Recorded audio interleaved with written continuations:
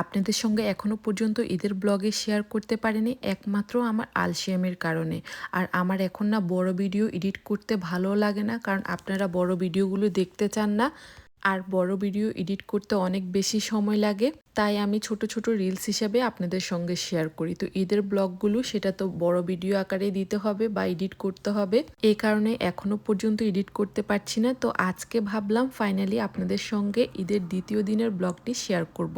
আসলে এত বছর আমরা যে কোরবানি দিয়েছি সবসময় ঈদের দিনেই হতো, কিন্তু এবার দেখলাম প্রথমবার আমাদের ঈদের পরের দিন কোরবানি হয়েছে, তাই মাংস এসেছে ঈদের পরের দিন। আর যেহেতু আমার হাজবেন্ডের ছুটি ছিল ঈদের দিন, তাই ঈদের পরের দিন ওর কাজে যেতে হয়েছে, এই কারণে ও মাংস আনতে যেতে পারেনি।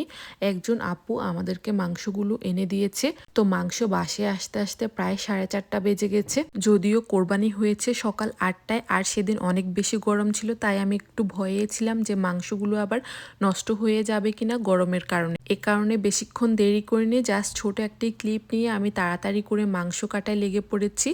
আমার জন্য সামান্য একটু মাংস রেখে 2 বাকেট থেকেও বেশি মাংস আমি নিয়ে সবগুলো মাংস ছোট ছোট করে কেটে নিয়েছি। আর কোরবানির মাংস তো অনেক বড় বড় করে কাটা হয়ে থাকে, তবে এবারের মাংসগুলো দেখলাম হাড়গুলো অনেকটা বেশি বড়। অন্যবার আরো কিছুটা ছোট থাকে, বাট এবার মনে হয়েছে আমার কাছে অনেক বেশি বড় বড় হাড়।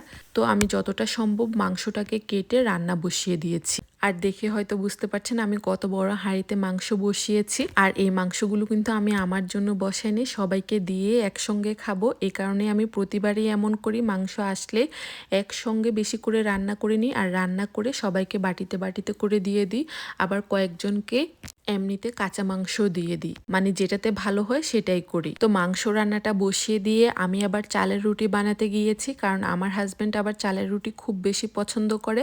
আর আমাদের ট্রেডিশন হচ্ছে গরুর মাংসের সাথে চালের রুটি খাওয়া হয়, মানে ঈদের দিনে। এর আগের ব্লগে হয়তো আপনারা দেখেছেন আমি চাঁদ রাতের দিন ব্লেন্ডার করতে গিয়ে আমার হাতটা কেটে ফেলি। তারপরও আমার কষ্ট হবে যেন একটু চালের আটার রুটি বানিয়েছি, কারণ আমার হাজবেন্ডের যেহেতু পছন্দ আর আমরাও খেতে পছন্দ করি, তাই অল্প একটু আটা করে চালের রুটি বানাতে বসেছি। আর আমি যখন চালের রুটি বানাতে বসি বা যে কোনো রুটি বানাতে বসি, আমার সঙ্গে তো আমার মেয়ে থাকবে, সেও রুটি বানানো শিখে নিবে আমার মনে হচ্ছে এখন থেকে।